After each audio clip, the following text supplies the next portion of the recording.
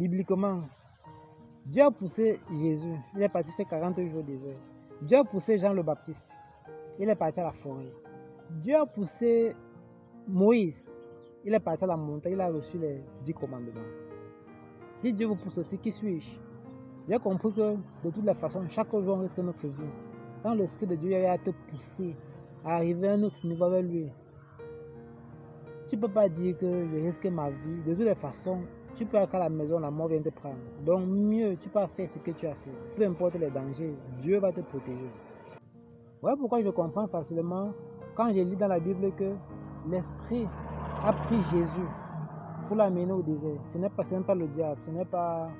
Non, c'est l'Esprit, c'est Dieu lui-même.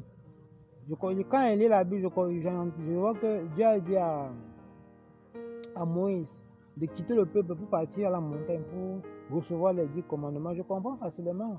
Quand j'entends que Jean le Baptiste, qui avait une mère, un père qu'il aime, une mère qu'il aime, sa mère lui fait les bons petits plats.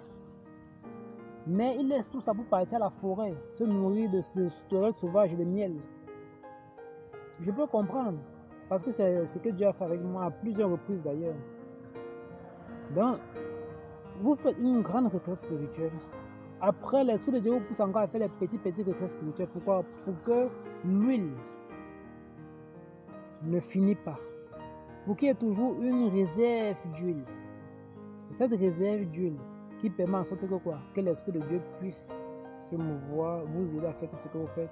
Cette réserve d'huile qui fait en sorte que Dieu met les anges à votre disposition pour vous protéger et pour vous donner ce dont vous avez besoin. C'est là que j'avais constaté, avec cette expérience, que l'onction c'est dehors.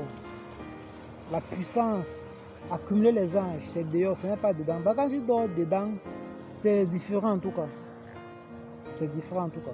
La retraite spirituelle est à mon sens l'une des choses inévitables quand vous recherchez la plénitude et le revêtement de l'esprit.